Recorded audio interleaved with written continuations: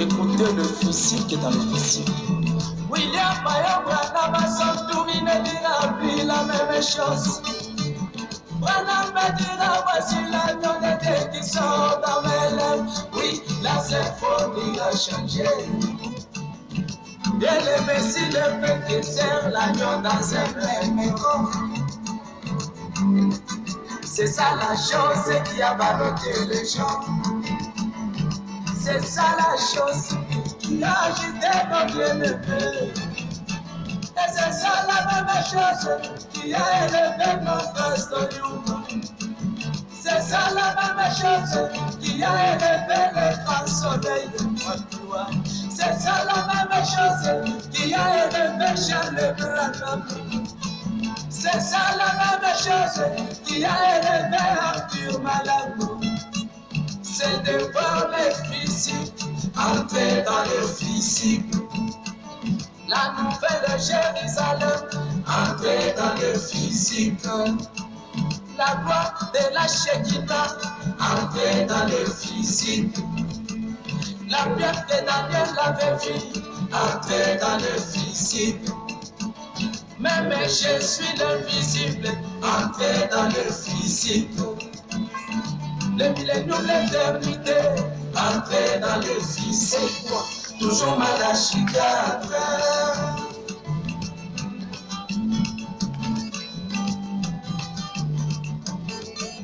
Shalom, peuple de Dieu, shalom, vous tous le croyants du message, partout où vous nous suivez au travers de cette page officielle, Collins Beya, YouTube.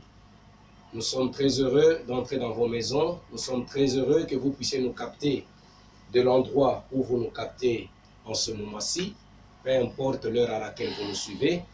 Pour ceux qui ne le savent pas ou ceux qui ont oublié, je me fais le devoir de me présenter. Je suis votre frère Emmanuel Mpotoyi, pasteur du Branham Tabernacle de Limete Sokopao à Kinshasa. Je vous remercie de nous joindre aujourd'hui pour que nous puissions partager autour de ce grand thème, autour de ce grand sujet, le sujet qui vous a agrémenté dans la mélodie qui a précédé, le physique dans le physique. C'est comme le poète l'a dit, le physique dans le physique, c'est la chose qui a ballotté les gens, mais c'est aussi la même chose qui a aussi élevé les autres. Salutations à tous les croyants, là où vous vous retrouvez. Salutations à mes prédécesseurs, ceux qui m'ont précédé dans ces sujets, à l'occurrence le révérend Zorobabel Mulunda, ainsi que mon Kibouatana privé, le pasteur Bob Munanga, le docteur. J'ai eu le temps de suivre avec attention les différents exposés et je crois que cela m'a vraiment édifié. Aujourd'hui, nous allons nous efforcer aussi de donner notre petite pierre de contribution. J'ai suivi le révérend Zorobabel, j'ai suivi le pasteur Bob. Je pense qu'à travers de ce qu'ils ont dit, nous allons chercher aussi à ajouter quelque chose, non pas dans le souci de contredire ni le révérend Zorobabel, ni le pasteur Bob, mais dans le souci de présenter aussi les choses de la manière que nous les comprenons, et nous espérons que cela sera aussi un soutien et une aide pour le peuple de Dieu qui pourra nous suivre. Comme nous l'avions dit, nous sommes en train de parler sur le physique dans le physique. J'ai l'habitude de souvent reformuler les sujets afin que le peuple puisse avoir la facilité de mieux comprendre. Je pense que le physique dans le physique, je pourrais reformuler ça pour dire que nous parlons du corps physique de Jésus-Christ qui est entré dans le corps physique de William Marion Branham. Nous devons nous poser la question de savoir, est-ce que le corps physique de Jésus est entré dans le corps physique de Branham, ou est-ce que le corps physique de Jésus n'est pas entré dans le corps physique de Branham? C'est un sujet qui fait débat, c'est un sujet qui fait couler d'encre et de salive. Aujourd'hui, avec la grâce du Seigneur, nous allons chercher aussi à présenter ce que nous comprenons des Écritures, si oui ou non, le corps physique de Jésus est entré dans le corps de Branham, ou qu'est-ce qui se passe réellement. J'espère qu'après avoir suivi le révérend Zorobabel, qui était, je crois, le premier intervenant, je crois que je n'aborderai pas totalement dans le même sens que lui. Et après avoir suivi aussi le pasteur Bob Munanga, j'ai dit mon petit boîte à la privée, que je resalue encore en passant. J'espère que je n'aborderai pas aussi dans le même sens que lui, mais ce n'est pas une manière de pouvoir susciter une contradiction, mais c'est une manière de présenter la chose telle que nous pensons qu'elle est juste. Je crois que nous allons aborder ce sujet. Je vous demanderai d'être à l'aise, de nous suivre avec toute une attention soutenue, mais de ne pas nous prêter les intentions. D'emblée, je voudrais que les auditeurs ou ceux qui sont en train de nous suivre puissent quand même écouter d'abord ce que nous disons avant de tirer des conclusions. On ne peut pas tirer des conclusions sur une personne sans avoir écouté qu'est-ce que la personne dit, sans avoir écouté quelles sont les citations que la personne présente. Ici, nous allons faire l'effort, non pas de dire ce qui sort de notre tête, mais de ne répéter que William Marion Branham. Parce que chez nous, dans notre petite église au Beth-El-So, nous avons un principe qui dit « l'écriture a toujours raison ». Quand c'est Branham qui a parlé, nous nous taisons. Nous parlons du corps physique de Jésus-Christ qui est ou qui n'est pas entré dans le corps physique de William Marion Branham. D'entrée, je voudrais dire que mon exposé, je vais le développer dans 6 points. C'est pour ça que je vous demanderai de pouvoir écouter attentivement, parce que les 6 points que nous allons aborder, chaque point est dépendant de l'autre. Le premier point dépend du deuxième, ou le deuxième point dépend du premier, le troisième dépend du deuxième, le quatrième dépend du troisième. C'est ainsi que nous allons chuter au 6e point, qui est la conclusion. Mais si d'emblée vous nous prêtez des intentions, vous n'allez pas comprendre où est-ce que nous allons aboutir. Je crois, pour commencer, que si nous parlons du corps physique de Jésus, qui entre dans le corps physique de William Marion Branham, si oui ou non, c'est parce que le corps physique de Jésus, nous reconnaissons que c'est un corps qui a abrité la divinité. C'est un corps dans lequel la divinité a habité, raison pour laquelle nous voulons connaître le sort de ce corps. Avant de parler du corps physique de Jésus-Christ, qu'il me soit permis ici de parler de ce que je vais considérer comme les fondements. Pour ensuite venir là-dessus, je tire cela dans Hébreux chapitre 4, prêché le 1er septembre 1957. Au paragraphe 135, William Branham dit « Vous dites, frère Branham, vous ne nous avez pas encore dit quand Dieu fit fait chair avant qu'il vînt en Christ. Quand est-ce que Dieu fit fait chair avant de venir en Christ? Nous comprenons qu'avant que Dieu ne devienne chair en Christ, il avait déjà été encore fait chair. C'est ce que nous voulons savoir. Branham répond et dit, c'est quand Abraham était assis sous sa tente un jour, 2 anges et Dieu étaient venus et s'étaient approchés de lui dans la chair humaine. Avant que nous parlons de la chair de Jésus-Christ, parce que c'est une chair dans laquelle Dieu a habité, mais nous découvrons qu'avant cette chair-là, Dieu avait aussi habité dans une autre chair humaine. Donc nous ne pouvons pas d'emblée parler de la chair de Jésus sans faire un petit recul pour parler de la chair ou le corps physique dans lequel Dieu avait habité avant. Pour arriver à cela, William Branham nous explique que Dieu était comme un grand esprit, un grand espace qui remplissait toute la terre. C'était il remplissait tout l'espace, mais de ce grand Dieu est sortie une portion, est sortie une partie que nous avons appelée les logos. C'est là le commencement. Avant même qu'il ne vienne chez Abraham, Dieu remplissait toute la terre. Mais de ce grand espace est sortie une partie qui a été appelée le logos. Cette partie a été appelée, autrement dit, le Fils de Dieu. Il a été aussi appelé une théophanie. Je voudrais commencer à partir de l'endroit théophanie pour dire que Dieu était une théophanie avant qu'il ne devienne chair chez Abraham. Donc, question et réponse sur les Hébreux. Deuxième partie, le paragraphe 387e. William Marion Branham nous dit ceci. Il dit, et c'est cette théophanie de Dieu qui est sortie. J'ai dit que nous retournons d'abord chez Abraham, avant que Dieu ne devienne chair chez Jésus. Il dit, et c'est cette théophanie de Dieu qui est sortie. Cette forme humaine n'avait pas Dieu comme vous en avez. Cette théophanie-là avait une forme humaine, mais elle n'avait pas de Dieu. Donc, elle n'était pas physique. Il dit, elle n'avait pas Dieu comme vous en avez. C'était une meilleure vue. Elle n'avait pas d'oreille comme vous en avez. Mais de loin, une meilleure ouïe. Vous voyez, c'était une théophanie. C'est-à-dire que tout cet arc-en-ciel s'est abaissé et est devenu une théophanie. Le Dieu qui était comme l'arc-en-ciel, il dit tout cet arc-en-ciel s'est abaissé et est devenu une théophanie. Moïse l'a vu ainsi quand il est passé près du rocher, il l'a vu de dos et il a dit que cela ressemblait à un homme. Abraham l'a vu.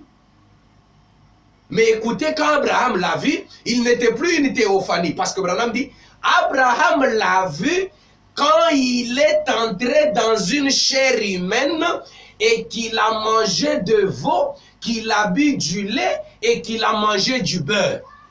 La grande théophanie, le grand Dieu, Abraham l'a vu. D'ailleurs, il est écrit qu'Abraham l'a vu de plusieurs manières. Mais lorsqu'il est apparu à Abraham pour la 7e fois, il était dans une chair humaine.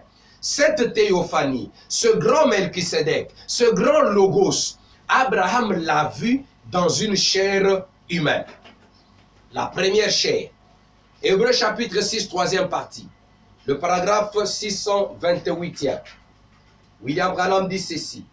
Vous pouvez lire de 628, vous pouvez descendre jusqu'au paragraphe 632. Je prends directement 631 pour que nous puissions avancer. Il dit, ensuite, que s'est-il passé? Un jour, alors qu'Abraham était assis là dans sa tente, nous aborderons cela ce soir. Lorsqu'Abraham était assis dans sa tente, Dieu est venu vers lui dans un corps de chair.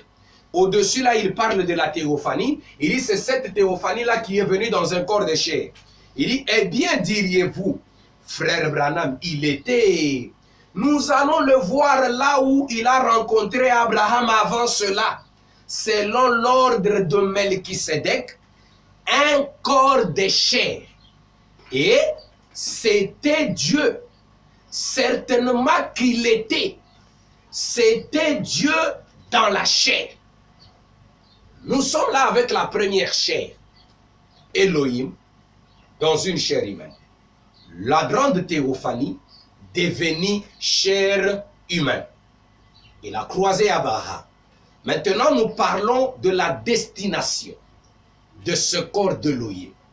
Avant que nous n'arrivions à parler de la destination du corps de Jésus, commençons par parler de la destination du corps d'Elohim, le premier corps de Dieu, la première chair que la théophanie avait prise. Dans question et réponse sur les Hébreux 3e partie, 844, William Branham dit ceci. Qui était-ce? Ce Melchisédek qui était descendu, le roi de Salem qui n'avait ni père ni mère, ni commencement de jour ni fin de vie. Il dit celui, et il est descendu. C'était celui qui avait parlé à Abraham, qui s'était formé un petit corps de chair comme cela. Ayant soufflé dedans, il y entra, descendit et mangea un veau, but du lait des vaches, et mangea du beurre et du pain de maïs, et les deux anges. La théophanie entrait dans une chair humaine chez Abraham et a mangé. 845, il dit, et quand il s'en est allé de là, quand cette théophanie s'est allée de chez Abraham, Branham dit, toute cette chose-là a simplement disparu et s'en est allé. Toute la chose-là, tout le corps, toute cette chair-là a disparu. Le corps qui était chez Abraham, quand il a quitté chez Abraham, ce corps a disparu. Je voudrais que le peuple de Dieu qui nous écoute en ce moment retiennent bien le mot. Le corps qui était chez Abraham a disparu. J'ajoute encore. Hébreux chapitre 1er. Prêché le 21 juillet 1957. Je prends le paragraphe 147 et 148. Il dit, qu'est-ce qui te fait rire? Voyez-vous, avec le dos tourné vers là, la Bible les déclare que son dos était tourné à la tente. Mais il savait cela. Pourquoi elle, là derrière, fait-elle ce, voyez-vous? Ainsi il dit, je vais te visiter. 148. Qui est cet homme étrange? Vous savez ce qui arriva? Il partit directement là et disparut.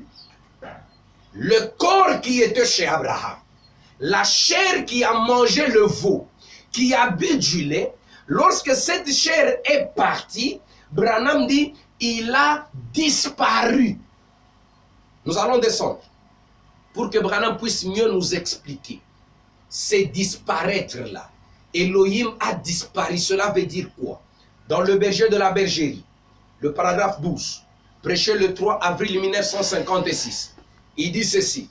L'autre jour, j'ai parlé à certains amis et j'ai dit, vous savez, quand Dieu avait rencontré Abraham et qu'il avait parlé à Abraham dans un corps de chair, c'était environ 800 ans avant la naissance de Christ. Et j'ai dit, c'était le Dieu Tout-Puissant. La Bible dit que c'était Dieu. Et il était là accompagné de 2 anges. Et il a eu faim quand il était ici. Il a mangé la viande de veau. Il a bu du lait des vaches. Et il a mangé du pain de maïs beurré. C'était un très bon repas. Dieu accompagné de 2 anges, savourant un repas terrestre. C'est vrai. Ils ont dit, maintenant frère Branham, où a-t-il eu ce corps? Où est-ce qu'Elohim a-t-il eu ce corps de chair? Branham dit, j'ai dit, ne limitez pas votre foi, frère. Oh là là, de quoi est fait ce corps? Du pétrole, de la potasse, des lumières cosmiques et des atomes qui tiennent cela ensemble, c'est tout. Le corps d'Elohim là aussi était fait du pétrole. C'était un corps constitué de la même façon que mon corps l'est. Il dit, c'est tout. Autrefois, ce n'était rien. À présent, c'est quelque chose. Et cela rentre au néant. Et ensuite, cela retournera de nouveau à un état glorifié. Voyez, ce n'est qu'un processus comme celui du développement d'une photo. Il dit, j'ai dit, la seule chose que Dieu a faite. Écoutez, je descends directement au paragraphe, il dit, et il en a fait un pour lui-même. Il a fait le corps. Il dit, c'est tout. Il a simplement réuni la lumière cosmique et tout, et il est entré dans ce corps-là. Et il en a fait un pour lui-même. Il a fait un corps pour le premier ange, un corps pour le deuxième ange, le corps tiré de la poussière. Et il a fait un troisième corps pour lui-même. Branham dit, et il en a fait un pour lui-même. Et quand il était ici, il a eu faim comme un homme. Il a mangé comme un homme. Le corps là a mangé. Il a eu faim. Branham dit, et il s'est volatilisé devant Abraham. Au-dessus, il nous a dit qu'il a disparu. Ici, il dit, il s'est volatilisé. Il continue, il dit, il s'est volatilisé devant Abraham, c'est vrai, il est de nouveau retourné à Dieu. Le corps qui était chez Abraham a disparu. Le corps qui était chez Abraham s'est volatilisé. Le corps qui était chez Abraham est de nouveau retourné à Dieu. Qu'est-ce que cela signifie? Branham explique. Si nous comprenons ce qui est arrivé avec le corps de chez Abraham, Ensuite, nous allons comprendre ce qui est arrivé avec le corps de Jésus. Je pense que nous aurons les tableaux clairs. C'est la raison pour laquelle je m'attarde d'abord sur le corps d'Abraham, parce que le corps de Jésus n'est pas le premier corps que Dieu a utilisé. Dieu était devenu chair quand il était dans le corps chez Abraham. Nous comprenons ça, ensuite nous allons comprendre chez Jésus. Les opérations du Saint-Esprit. Prêché le 16 août 1956, au paragraphe 53e. Je prends directement la deuxième partie du paragraphe 53. Il dit, je les vois simplement faire ouf. Il a soufflé pour rassembler quelques atomes et un peu de lumière cosmique et du pétrole. Et il est entré dedans. Et il a marché. L'un des anges est entré dans un corps et ils sont directement descendus et ils ont mangé de la chair. Ils ont mangé en étant dans la chair humaine. Et il a éprouvé la faim pendant qu'il était ici, parce qu'il a fait fonctionner toute cette matière mise ensemble qui réclame de la nourriture.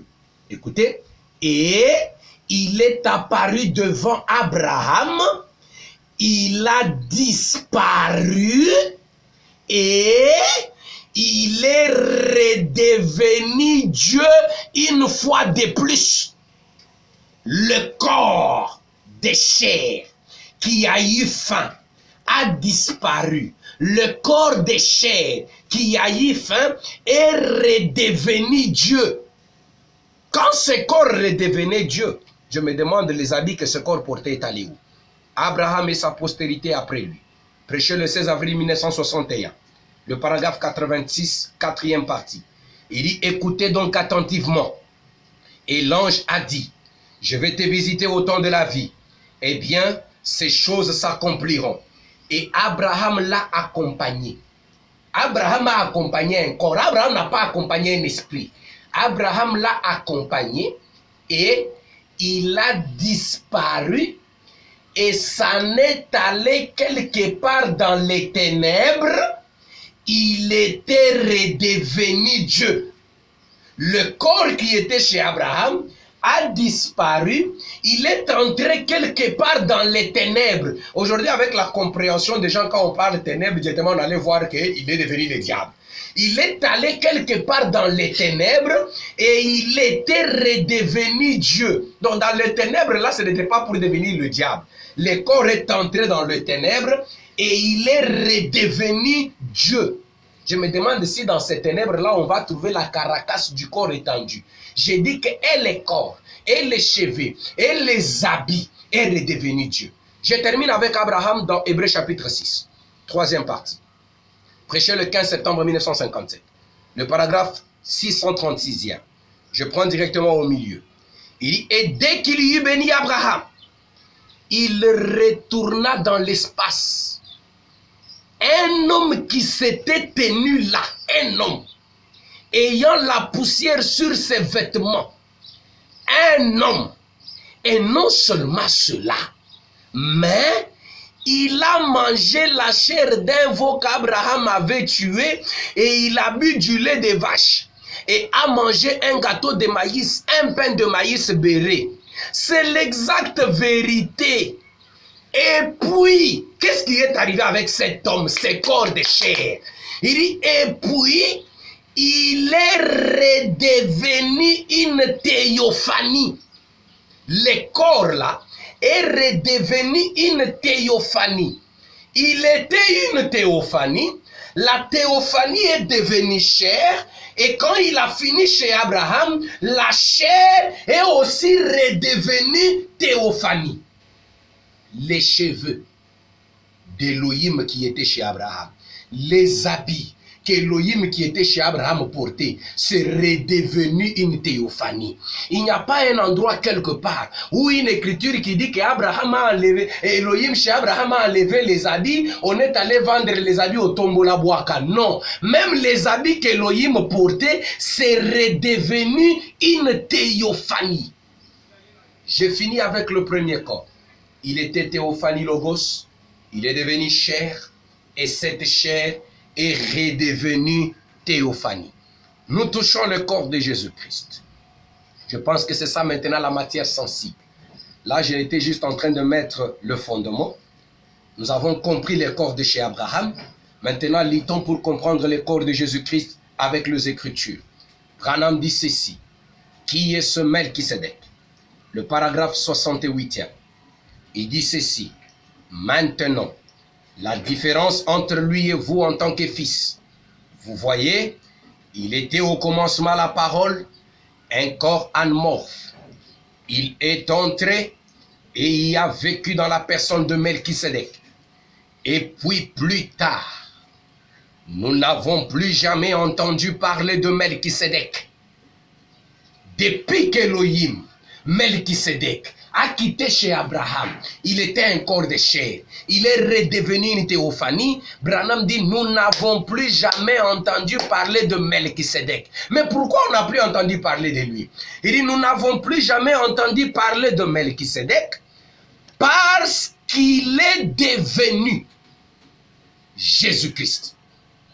C'est lui qui était théophanie. Il est devenu chair.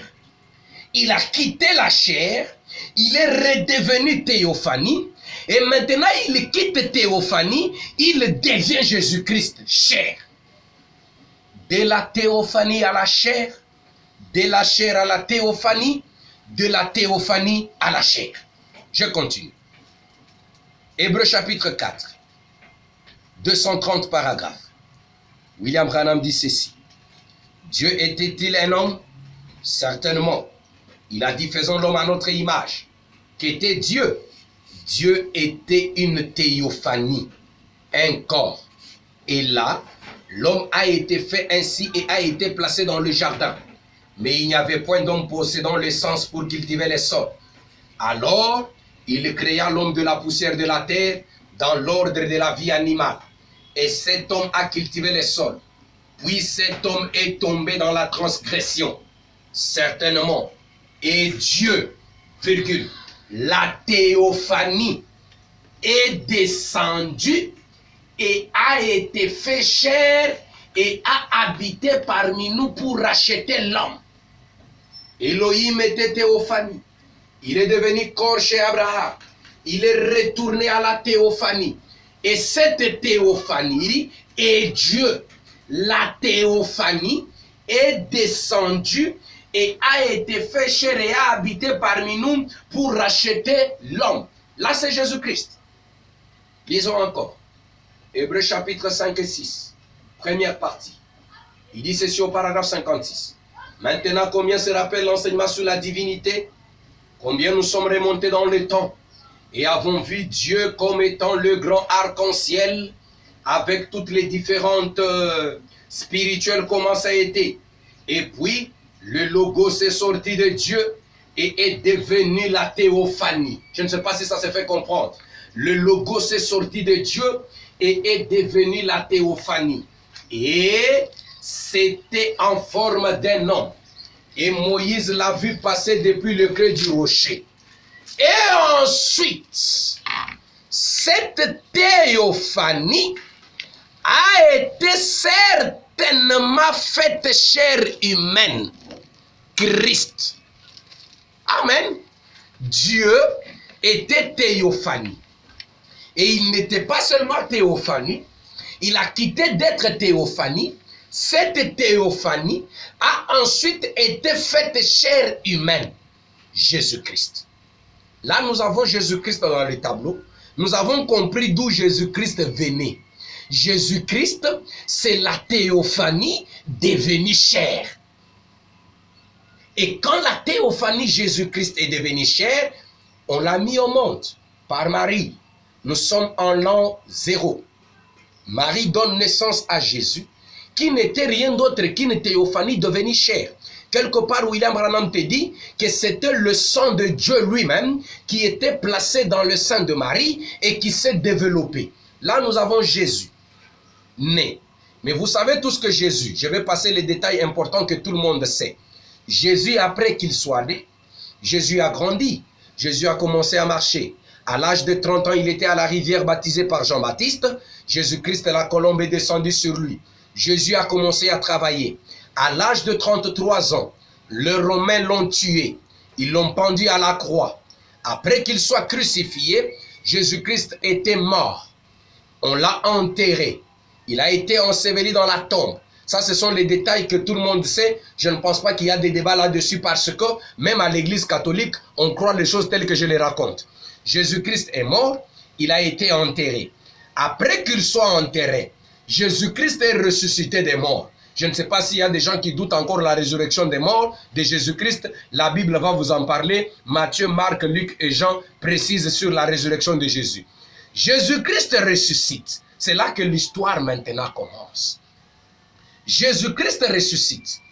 Nous le voyons dans Actes chapitre 1er. Depuis le verset 9e ou depuis le premier verset, mais vous allez descendre jusqu'au verset 9. Jésus est avec ses disciples.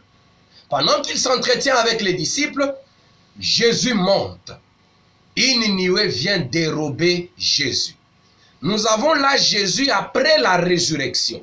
Donc nous sommes, vous et moi, convaincus que le corps de Jésus qui était mort n'est pas dans la tombe, mais il est sorti de la tombe. Ici, nous allons faire l'effort de suivre la trajectoire du corps de Jésus pour ensuite arriver à sa destination finale. C'est là que nous allons comprendre si réellement ce corps-là est entré dans un autre corps ou si ce corps-là se retrouve où? Aujourd'hui, en 2020, quand nous vous parlons. Jésus n'est plus dans la tombe, il est sorti de la tombe. Mais Jésus déjà sorti de la tombe, William Branham vient et il nous fait cette déclaration.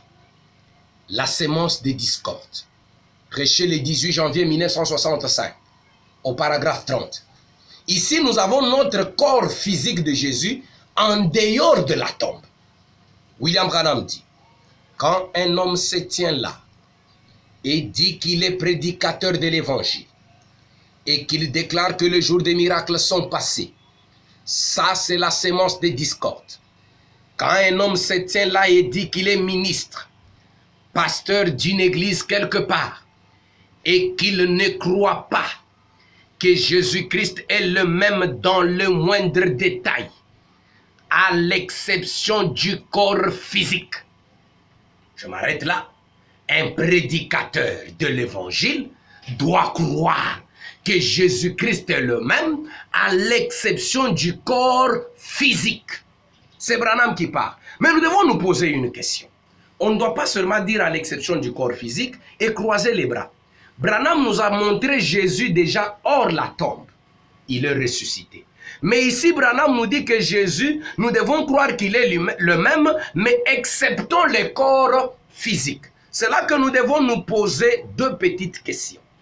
La première, nous devons nous poser la question de savoir, mais pourquoi Branham est en train d'accepter le corps de Jésus? Pourquoi il enlève son corps physique? Qu'est-ce que ce corps a fait? Pourquoi le corps physique est accepté? Ici, je voudrais avoir l'attention du peuple qui nous suit. Si peut-être il y a des enfants à côté de vous en train de vous déranger, demandez aux enfants de se retirer parce que ça, c'est la matière la plus sensible. Pourquoi Branham dit Jésus-Christ est le même, à l'exception de son corps physique? Pourquoi on accepte le corps?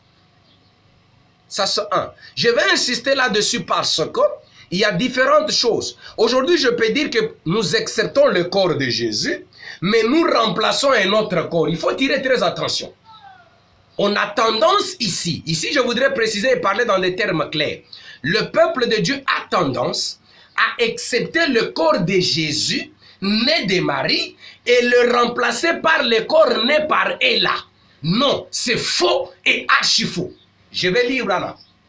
Il dit à l'exception du corps physique. Ça ne veut pas dire que le corps physique de Marie est mis à la poubelle et est remplacé par le corps de Ella. J'ai dit non. Branham va me soutenir. Deux petites questions. Pourquoi le corps physique de Jésus est accepté alors qu'il est le même? Si nous acceptons le corps et qu'il est le même, donc il reste le même dans le moindre détail. Il reste le même en esprit, il reste le même dans les œuvres, il reste le même dans le miracle, il reste le même dans la puissance, mais le corps est accepté. Deuxième petite question, ce corps de Jésus qui est accepté, où est-ce qu'il se trouve? Parce que nous l'avons déjà vu sortir de la tombe. Où est-ce que ce corps se trouve? Parce que Branham l'a accepté. Branham nous explique. Où se trouve le corps de Jésus? et pourquoi ce corps est accepté. Dans la prédication, écoutez-les. Prêché le 1er mars 1958. Au paragraphe 86e, il dit ceci. Si donc l'unique différence, l'unique chose de différence en Jésus, c'est son corps physique. Il complète l'écriture de la sémence de discorde. Il dit l'unique chose de différence, c'est son corps physique. Il dit, son corps physique se trouve à la droite de Dieu sur le trône. Vous comprenez pourquoi on a accepté le corps de Jésus? On ne l'a pas accepté parce qu'il est jeté à la poubelle. On ne l'a pas accepté parce qu'il doit être remplacé par un autre corps. Mais ici, quand Branham parle, le corps de Jésus est accepté parce qu'au moment où je vous parle, Branham, ce corps-là est à la droite du Père, sur le trône de Dieu. Ce n'est pas le trône de Jésus, c'est le trône de son Père. Il est l'héritier, il est devenu héritier. Il a le trône de David, mais il est sur le trône de son Père, attendant. Le corps physique de Jésus est sur le trône du Père dans une attente. Mais nous allons découvrir avec Branham dans l'attente de quoi? Je continue.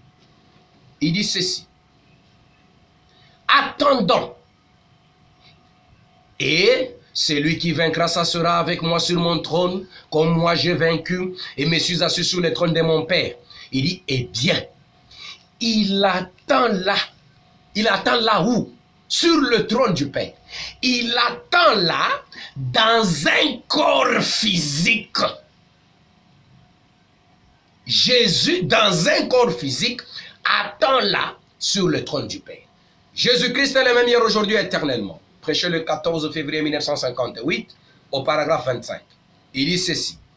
L'unique aspect où il est différent, c'est le corps physique. Et son corps physique est à la droite du trône du Père, intercédant sur base de notre confession. Le corps physique de Jésus est à la droite du Père en train de faire un travail. C'est pour ça ici il est dit, il est le même exceptant le corps physique. Parce que le corps est à la droite du Père. La profondeur appelant la profondeur. Du 15 avril 1956 au paragraphe 54. William Branham dit ceci. Deuxième partie. Remarquez, mais quand il était ici sur terre, il était le cep. Et quand il est parti, il est toujours le cep. Et il a porté de sarment. Maintenant, il n'a pas Dieu sur terre en dehors de votre et de mien. Il n'a pas de main en dehors des miennes et des vôtres. Nous sommes son porte-parole. Nous sommes ses oreilles, ses yeux et tout le reste sur terre. Est-ce vrai? En effet, son corps physique littéral, son corps physique littéral est à la droite de Dieu le Père sur le trône de Dieu au ciel comme un médiateur ou une offrande, un sacrifice. Le corps de Jésus qui était ressuscité, Branham nous le localise. Il n'est pas ressuscité, il n'est pas dans les airs. Parce que dans Acte 1, une nuée l'a dérobé. La nuée n'est pas restée avec ce corps-là dans les airs. Mais la nuée a pris le corps physique, littéral de Jésus et l'a amené au trône. Là, nous sommes au trône, nous voyons le corps de Jésus au trône. Branham continue. La confirmation de la commission. Ici, je vais bien lire parce que je dois me rassurer que cela doit bien entrer. Et quand nous présentons les Écritures, il faut bien insister là-dessus. La confirmation de la commission. Prêché le 22 janvier 1962. Au paragraphe 54. La bouche autorisée parle. Celui qui connaît toutes choses parle. Il nous précise pourquoi le corps de Jésus est accepté et où est-ce que ce corps se trouve. Le paragraphe 53e. Il dit ceci. Eh bien, nous trouvons donc que s'il nie que Jésus n'est pas vraiment le même, il n'y a qu'un seul aspect sur lequel il ne peut pas être, sur lequel il peut être différent. Il n'y a qu'un seul aspect qui fera de Jésus différent. Il dit, c'est corporel.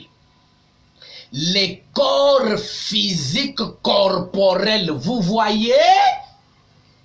Le corps physique corporel de Jésus, vous voyez? Eh bien, les corps physiques, Dieu l'a ressuscité de la tombe le 3e jour. Il est assis à la droite de sa majesté divine sur son trône.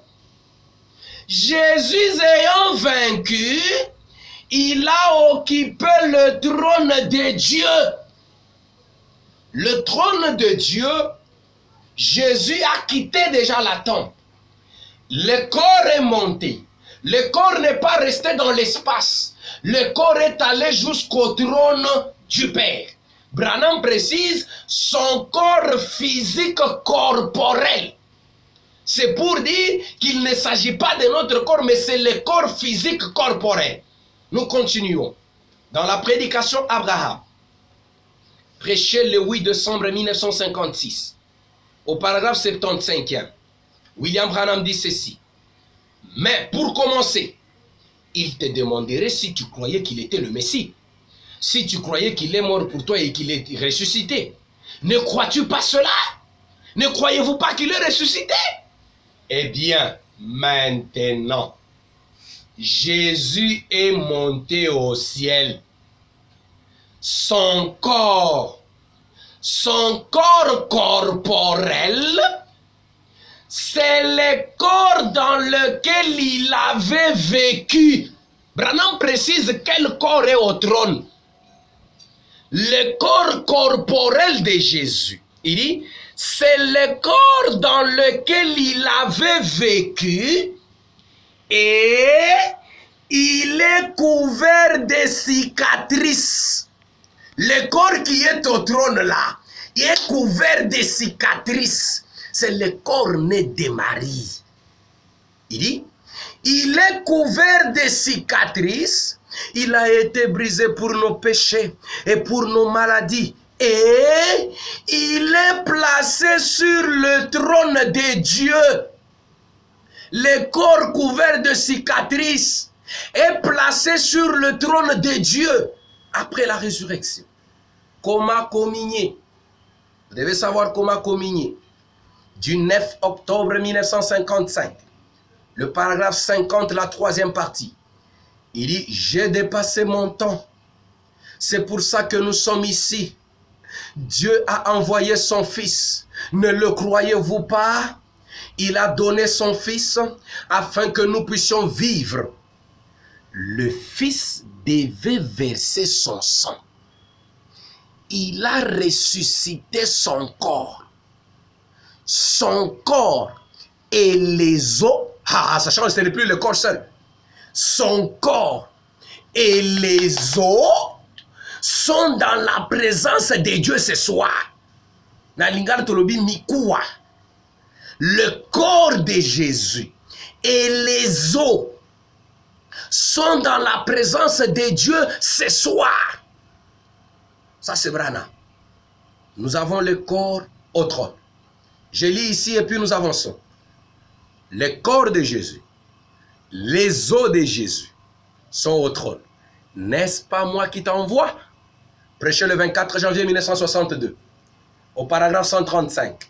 William Branham dit encore quelque chose de merveilleux là-bas. Nous avons retenu que le corps et les os de Jésus sont au trône. Nous allons suivre la trajectoire. C'est ce qui va nous aider à comprendre où se trouve le corps. Est-il entré dans un homme? Ou il n'est pas entré dans un homme? Ou le corps est allé se frapper dans un mur? Ou le corps est allé se plonger dans l'eau? Nous allons découvrir ça avec Branham. 135. Eh bien, si Jésus-Christ est le même hier, aujourd'hui et éternellement, maintenant il doit agir comme il avait agi. Il doit être le même dans chaque aspect, sauf le corps personnel. Branham appelle ça le corps physique, le corps de chair, le corps corporel. Ici, il dit le corps personnel. C'est juste pour amener les gens à comprendre qu'il ne s'agit pas d'un autre corps, mais il s'agit du corps né de Marie. Il dit, sauf le corps personnel. En effet, son corps personnel est encore un sacrifice sur le trône de Dieu. Alléluia. Le corps personnel de Jésus est sur le trône de Dieu.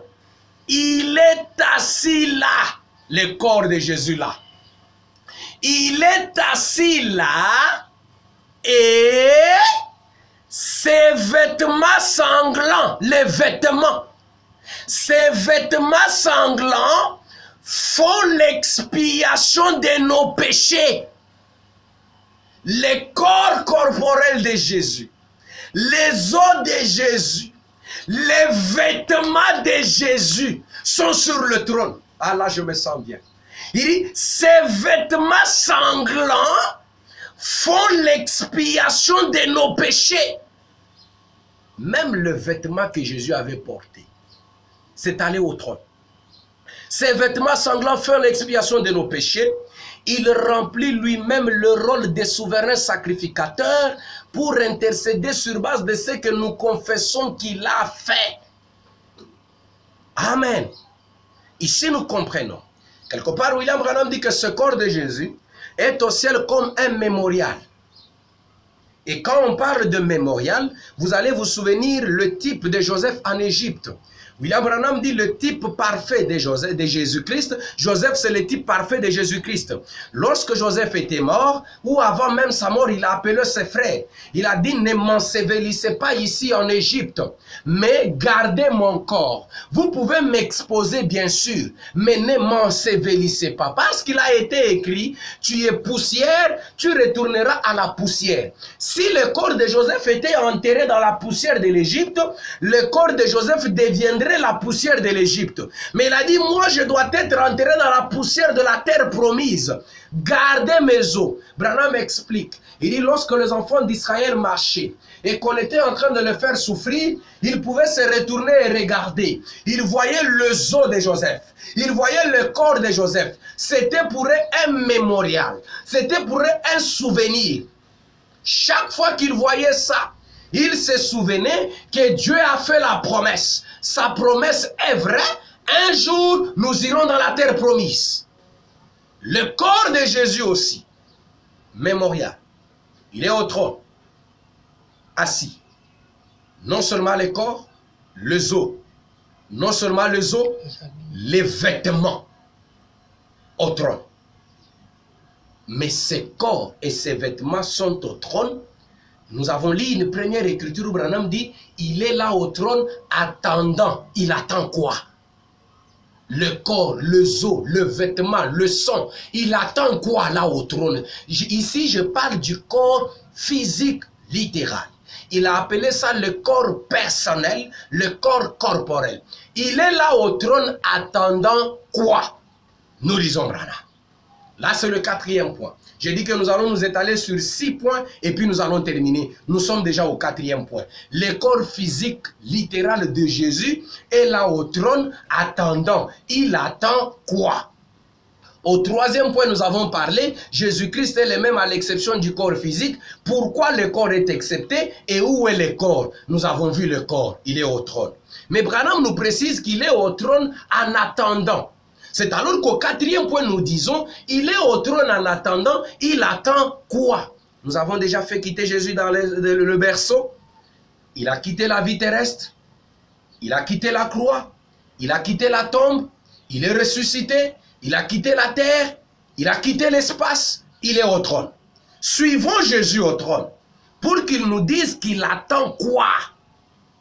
Le 3e saut, le paragraphe 30. William Branham dit ceci. Mais il viendra un temps où l'œuvre de la rédemption sera terminée. Et quand l'œuvre de la rédemption est terminée, alors il quitte le trône de Dieu où il est assis en ces moments. Donc au trône où Jésus se retrouve dans son corps physique littéral, attendant. Il attend quoi? Il attend que l'œuvre de la rédemption soit terminée. Et une fois que l'œuvre de la rédemption est terminée, Jésus quitte le trône. Mais quand il quitte le trône, c'est pour aller où? Dans la cuisine du ciel? Ou c'est pour entrer dans la chambre au ciel, aller dormir? Ou c'est pour aller où? Parce que Branham nous dit, il va quitter le trône où il est assis en ce moment. Il dit d'ailleurs, ce n'est pas son trône, c'est le trône de Dieu. Ce trône-là ne lui appartient pas. Il va quitter ce trône une fois que l'œuvre de la rédemption termine. Il quitte le trône. Il va où? William Branham fait cette déclaration. Je prends cette écriture. C'est une écriture qui est beaucoup aimée, qui est beaucoup appréciée par le croyant. Question et réponse numéro 3. Prêché le 30 août 1964 matin. Le paragraphe 88e. C'est la question qui a été posée à Frère Branham. William Branham répond. Maintenant, vous dites, Frère Branham, Jésus pourrait-il vous ressembler? Ou seriez-vous Jésus? Ou quelque chose comme cela? Parce qu'il y a encore des débats. Branham n'est pas Jésus. Branham est Jésus. Jésus. Lui-même parle. Cette écriture, très souvent, dans bien des endroits où je suis allé, où on lit cette écriture, excusez-moi les termes, on coupe cette écriture. Finissons l'écriture. Il dit ceci. Jésus pourrait vous ressembler ou quelque chose. Branham dit, dans un sens du mot, c'est l'exacte vérité. Dans un autre sens, c'est antichrist. Voilà la différence entre le juste et le faux. Faire de moi la personne du Seigneur Jésus-Christ, ce serait antichrist. Voyez-vous? Très souvent, nous nous limitons avec cette écriture à cet endroit. Serait antichrist. Voyez-vous? Il dit, il explique, il continue, il dit, voilà la différence entre le juste et le faux. Faire de moi la personne du Seigneur Jésus-Christ serait antichrist. Voyez-vous? Car cette personne-là du Seigneur Jésus est assise à la droite de la majesté dans le lieu très haut.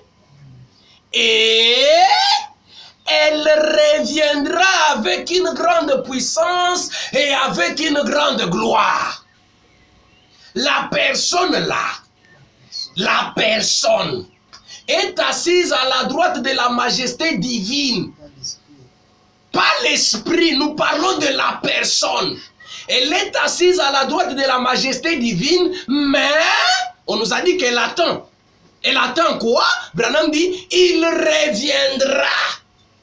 Il attend que l'œuvre de la rédemption soit terminée. Quand l'œuvre de la rédemption termine, il s'élève du trône du Père. Mais il s'élève du trône du Père pour aller où? Branham dit, elle reviendra, la personne.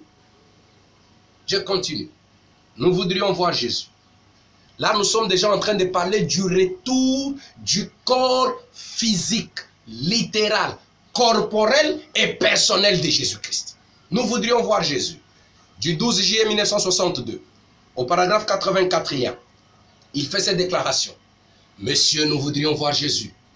En plus, que se passerait-il si un homme entrait ici avec du sang lui coulant dessus, avec des empreintes de clous et tout le reste?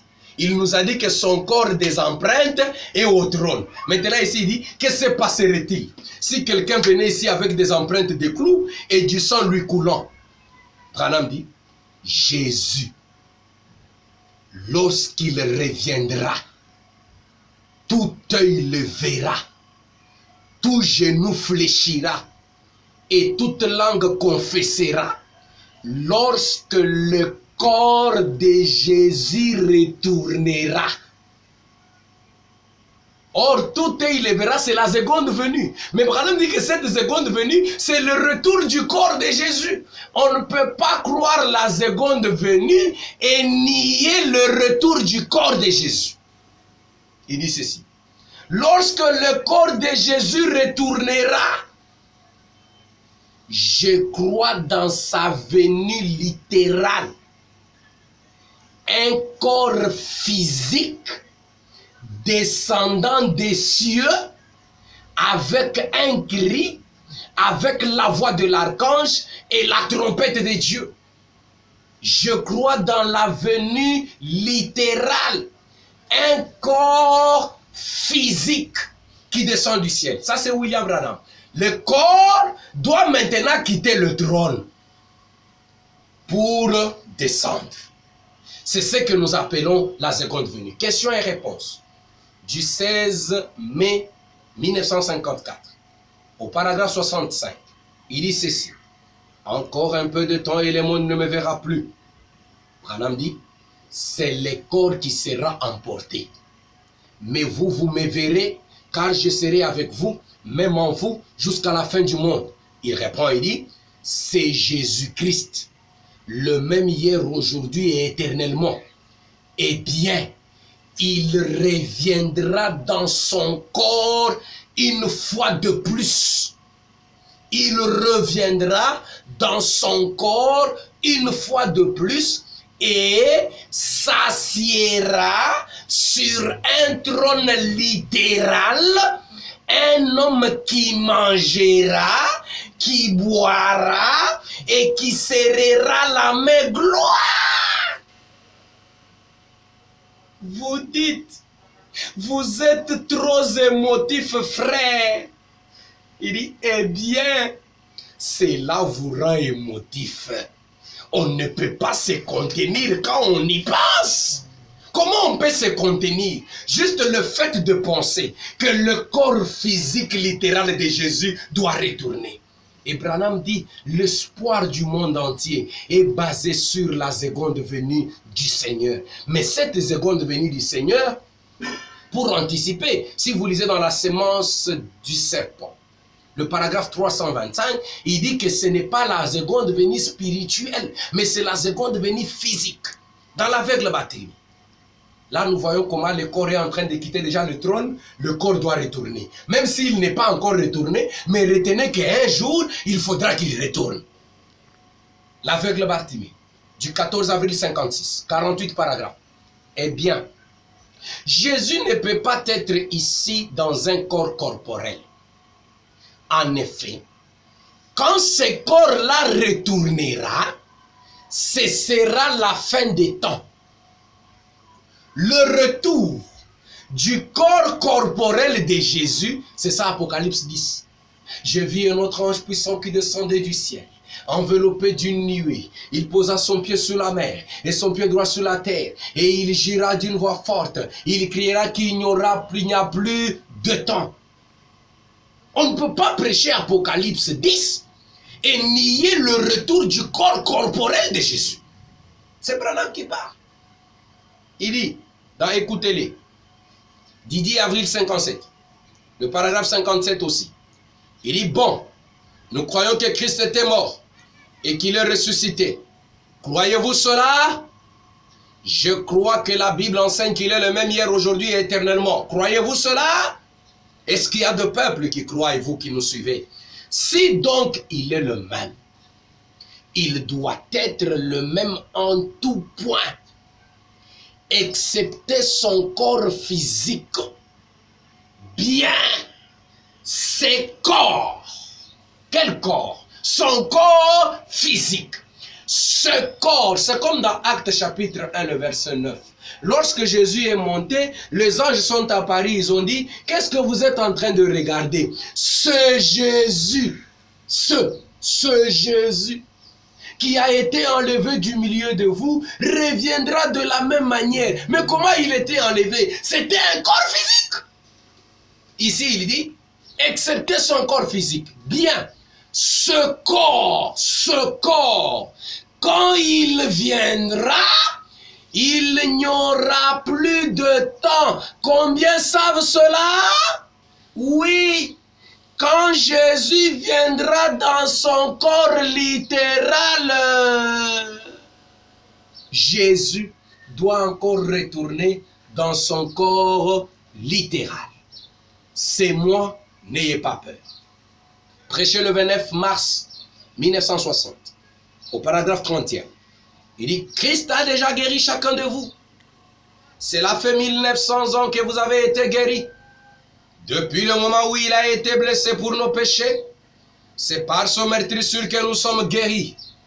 Et s'il s'était né ici ce soir dans un corps physique, ce corps-là, le physique là, ce corps-là est assis à la droite du Dieu Tout-Puissant. Quand ce corps reviendra, il n'y aura plus de temps. Quand ce corps, je voudrais préciser là-bas, quand ce corps reviendra, il n'y aura plus de temps. Il y aura un enlèvement. Mais c'est chose étonnante. Nous prêchons l'enlèvement. Nous sommes déjà enlevés, mais nous ne croyons pas que le corps de Jésus est venu. Pour qu'il y ait enlèvement, il faut que le corps physique littéral de Jésus-Christ retourne. Quand ce corps reviendra, il n'y aura plus de temps. Nous sommes dans Apocalypse 10. Il y aura un enlèvement et l'Église montera à sa rencontre pour être avec lui.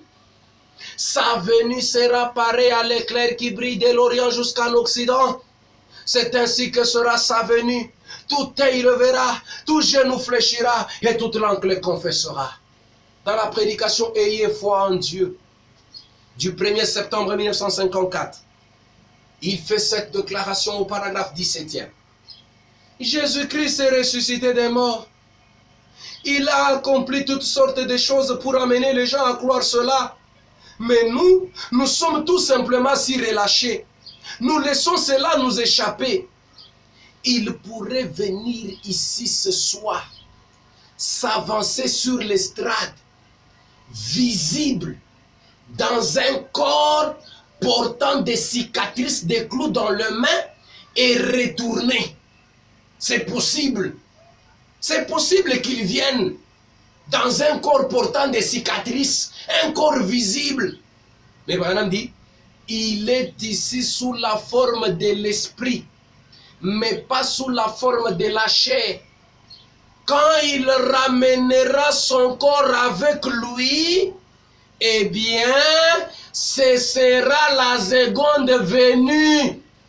La seconde venue, c'est quoi? La seconde venue, c'est quand Jésus-Christ revient avec son corps physique littéral. C'est ça la seconde venue, mes frères. On ne peut pas attendre une seconde venue imaginaire. Sinon, on sera comme les églises de réveil qui nous chantent à tout moment. Une seconde venue imaginaire. La seconde venue selon la bouche autorisée, c'est quand Jésus-Christ retourne avec son corps corporel, son corps physique, son corps littéral, son corps de chair. Là, il quitte le trône. Il vient. Prends en compte. La persévérance. Le 18 février 1962. Le paragraphe 256. Il dit ceci. Eh bien, il y en a beaucoup parmi nous, les protestants à travers le pays, qui ne croient pas dans la résurrection physique. Des centaines d'églises ne croient pas dans cela. Ils ne croient pas dans le retour physique. Oui, c'est une chose étonnante. Il y a des centaines d'églises, circulées à Kinshasa. C'est plein des églises. Quand on vous parle du retour physique de Jésus, on vous taxe de tous les noms. On vous taxe de ceci, cela. Mais il y a une bonne citation ici qui va réjouir le peuple de Dieu, du moins pour ceux qui aiment Branham. Il dit ceci. Des centaines d'églises ne croient pas dans le retour physique ou quoi que ce soit. Voyez, moi Branham, je crois dans la naissance littérale, la mort littérale, l'ensevelissement littéral, la résurrection littérale, la seconde venue littérale. Tout en Christ. Je crois qu'il est pleinement Christ. L'homme, oh my, le même Jésus qui est monté. Il est monté, il est allé au trône. Le même Jésus qui est monté, le même Jésus retournera. Pas un autre Jésus. le même qui est monté, le même Jésus retournera. Et quel Jésus est monté? Quel Jésus est monté? C'est là qu'il y a le problème. Écoutez cette citation. 3 sortes de croyants. Au paragraphe 70, il y a 3 sortes de croyants. Maintenant, nous avons les croyants, nous avons les demi-croyants et nous avons les incroyants. Que chacun, là où il est en train de suivre ce message, qu'il se place maintenant dans cette écriture pour voir il est croyant, il est semi-croyant ou bien il est incroyant. Branham parle. Moi aussi, j'ai fait l'effort de me placer aussi dans l'écriture. Il dit ceci. 70. Peu importe combien d'hommes de science ou combien d'astronautes ils ont engagés et tout le reste. Peu importe à combien de millions de miles ils peuvent voir. Cela n'a aucune importance pour moi. Il y a un ciel. Et il y a littéralement un Jésus là qui viendra dans un corps physique prendre son église et épouse. Il y a un ciel. Et il y a un Jésus littéral qui viendra physiquement prendre son épouse. Branham dit, cela a beau être de la vieille histoire. C'est malgré tout la vérité. Quelle vérité? Il y a un ciel et il y a un Jésus littéral qui va venir. Il dit, cela a beau être de la vieille histoire, mais c'est malgré tout la vérité. Dieu l'a dit, voilà ce que croient les croyants. Si vous êtes le croyant, vous devez croire qu'il y a là un ciel et que dans ce ciel, il y a un Jésus littéral qui viendra physiquement pour prendre son épouse. Il dit, voilà ce que croit le croyant. Je mets fin au 4e point pour attaquer le 5e point. Le 5e point, nous sommes en train de chuter. J'ai dit que je vais parler dans les 6 points. J'ai fait l'effort de me condenser. Je vais parler maintenant du 5e point. Le 5e point où nous allons poser la question. Nous sommes convaincus que dans le premier point, nous avons vu un Elohim qui était une théophanie, qui est devenu une chair. Et avant de quitter chez Abraham, la chair a disparu dans le ténèbre et est redevenue la théophanie. Et après cette théophanie, est devenue chair, appelée Jésus-Christ. Jésus-Christ est né, il a été tué, nous l'avons enterré, il est ressuscité. Branham nous a montré que Jésus est allé au trône. Le corps physique littéral de Jésus est allé au trône. Et là au trône, le corps était dans l'attente. Il attendait quoi? Que l'œuvre de la médiation, que l'œuvre de la rédemption termine. Et là, il allait quitter le trône.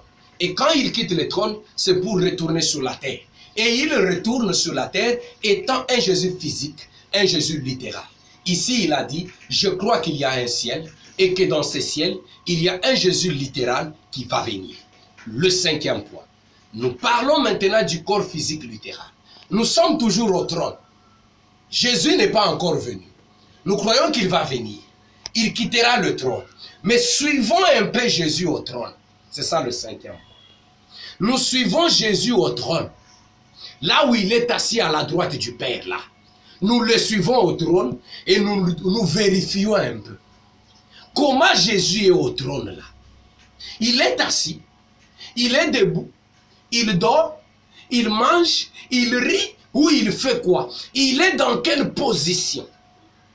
Il est dans quel état? Le corps physique littéral de Jésus se retrouve dans quel état là au trône?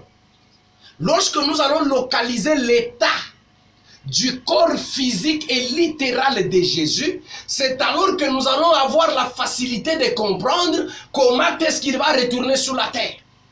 Je pense que ça va bien là-bas. L'état au trône. Avant de parler de cela, avant de lire William Branham, je vais ici évoquer 4 exemples. pour me faire comprendre. 4 exemples qui sont pour moi des types pour amener le peuple de Dieu à comprendre que notre Seigneur Jésus, que nous avons déjà amené au trône, le physique, littéral, corporel, charnel, corps de chair, avec ces vêtements-là, qui est là au trône, c'est dans quel état? Le premier exemple, je veux parler de gens qui parlent que le physique dans le physique est impossible. Je vais dire non. Le physique dans le physique est possible. Je prends un premier cas du physique dans le physique. Tous tels que nous existons sur la terre, nous avions été des physiques dans un physique. Même Jésus-Christ avait été un physique dans un physique. Je veux parler de quoi? D'une femme qui a un bébé dans son ventre. C'est une femme physique qui a un bébé physique dans son ventre. Mais je voudrais ajouter un élément là-bas très important. Remarquez que le bébé qui est dans le ventre de sa maman, c'est un bébé physique. Il est dans le ventre d'une maman physique. Mais attention, comment, c'est là qu'il faut se poser la question, ce bébé physique qui est entré dans le ventre d'une maman physique, comment est-ce que ce bébé est-il entré dans ce ventre? Il n'est pas entré dans le ventre de sa mère de manière physique comme sa mère. Les hommes de science vous expliqueront que le bébé est entré dans le ventre de la maman comme le spermatozoïde. Il y est entré dans la forme spermatozoïde.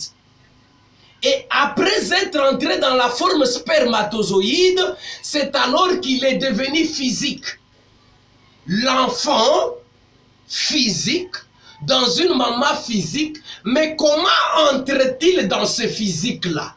Ce n'est pas deux physiques du même état qui se sont entrés. Un physique spermatozoïde entre dans un physique de chair. C'est le premier exemple. Le deuxième exemple. Le corps de Joseph devait allé être enseveli dans la poussière de la terre promise. La parole nous dit que nos corps sont de la poussière. Tu es poussière, tu retourneras à la poussière. Mais remarquez que la poussière de la terre promise et la poussière que les enfants d'Israël avaient comme mémorial en Égypte, les deux étaient de poussière. Le corps de Joseph était une poussière qui devait aller être enterrée dans une poussière de la terre promise. Mais attention, les deux poussières n'étaient pas dans un même état. La poussière corps de Joseph était dans un état d'ossement. C'était des os. Mais qui devait être enterré dans une poussière terre promise, poussière.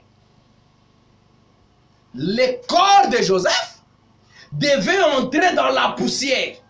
C'est un physique qui va entrer dans un physique. Le corps de Joseph est physique, la poussière est physique.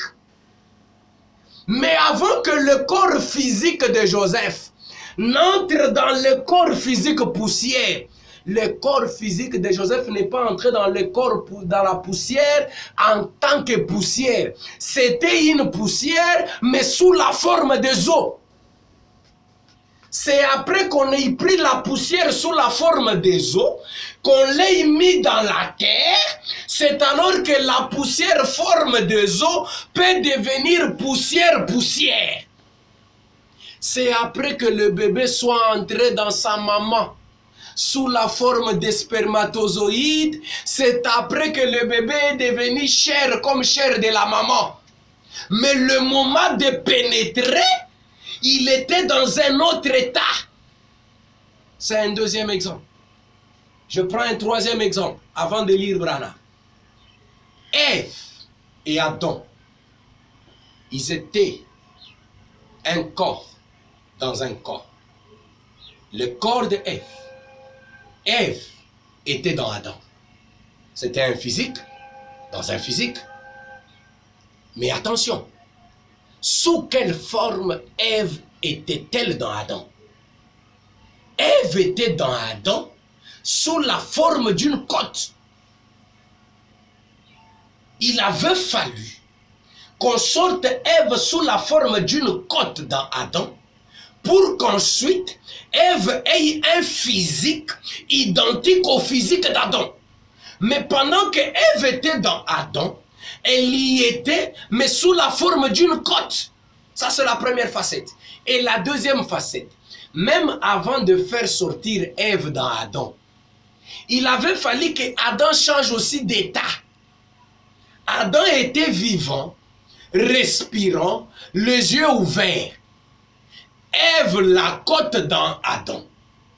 Mais quand Dieu a voulu sortir Ève la côte, la Bible te dit, il a fait tomber un profond sommeil sur Adam. Adam a changé d'état. Il est entré dans l'état de sommeil.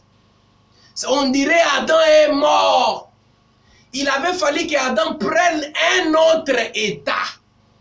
C'est quand Adam a changé d'état qu'on a eu la facilité d'extraire Ève d'Adam. Il y a un problème de l'état qui se pose. Ève sous l'état côte dans Adam. Mais bien que sous l'état côte, pour la sortir d'Adam, il avait fallu qu'Adam entre aussi dans un état de sommeil. Le quatrième exemple. Je vais au travail. Je prends de l'eau. J'ai acheté ma bouteille d'eau canadienne ou américaine ou suisse. J'ai ma bouteille d'eau. J'appelle mon fils Mercier. Je lui dis, Mercier, viens. Garde pour moi cette bouteille d'eau. Ou je lui dis, garde pour moi cette eau. Je vais au travail. Quand je reviendrai le soir, mon fils, tu vas m'amener cette eau, je veux boire. Mercier, garde pour moi cette eau. Je prends la bouteille d'eau, je donne à mon fils. Moi, je m'en vais. Mais mon fils Mercier reste et dit, oh, papa m'a demandé de garder sa bouteille d'eau. Papa m'a demandé de garder son eau. Je dois garder de l'eau de papa jalousement. Mercier entre dans la maison. Il ouvre le congélateur. Il prend la bouteille d'eau de papa. Il dépose dans le congélateur. Papa est au travail. Le soir, papa revient. Très abattu. Il se met. Il appelle Mercier. Oui, papa. Il dit, est-ce que je peux avoir de l'eau que je t'avais donnée le matin? Mercier, oui, papa, j'avais bien gardé ça. Mercier entre dans la maison. Il ouvre le congélateur. Il sort la bouteille que papa lui avait donnée, de l'eau. Quand Mercier amène la bouteille chez papa, papa regarde de l'eau. Ce n'est plus de l'eau, c'est de la glace. Je me demande si ce papa aura-t-il le courage de frapper son fils Mercier pour lui dire que tu ne m'as pas amené de l'eau, tu m'as amené la glace. C'est la même eau de papa. La même bouteille d'eau que papa avait le seul matin. Mais avant que papa ne prenne cette bouteille le soir, la bouteille avait été conservée quelque part dans le congélateur. Et le climat du congélateur est différent du climat qui est à l'extérieur. Le climat du congélateur a joué une influence sur de l'eau que papa avait donnée. Et j'ajoute pour dire, tant que cette eau sera dans le congélateur influencera l'eau. Et l'influence du congélateur, c'est le froid. L'eau deviendra glacée. Mais tant que l'eau sortira du congélateur pour être à l'extérieur, la même eau subira l'influence de l'extérieur. La glace qui était dans le congélateur, quand on va la laisser à l'extérieur, la glace va se diluer. L'eau deviendra l'eau à l'état liquide. Mais quand cette eau entre dans le congélateur, ça devient de l'eau toujours, mais à l'état solide, mais toujours la même eau. Mais je peux avoir le courage. Quand je demande à Mercier, Où est de l'eau? Merci me dira, papa, de l'eau que tu m'as donnée est dans le congélateur. Il a raison, oui. Mais suivons dans le congélateur pour regarder que l'eau que papa a donnée qui est dans le congélateur se trouve réellement dans quel état. Je retourne maintenant pour lire Branham. Je pense que je me suis fait bien comprendre. Jésus-Christ qui marchait sur la terre, corps de chair. Il était un corps composé de 16 éléments chimiques. Il marchait, il vivait, il faisait tout. Il est ressuscité, il est allé au ciel, au trône. Ici, le ciel, c'est ce que j'appelle le congélateur. Et vous êtes tous d'accord avec moi que le climat qu'il y a dans le congélateur est différent du climat qui est à l'extérieur. Le climat qui est au ciel est différent du climat qui est sur la terre.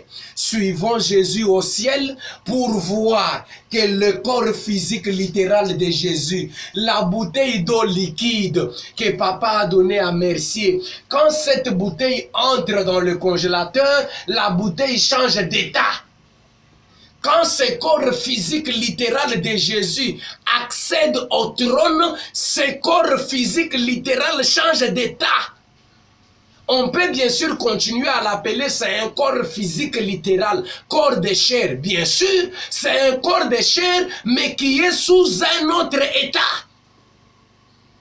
Je lis maintenant Branham. L'état du corps physique littéral de Jésus au ciel. Il fait cette déclaration. La divinité de Jésus-Christ. Le paragraphe 44. Il dit, c'est comme quelqu'un.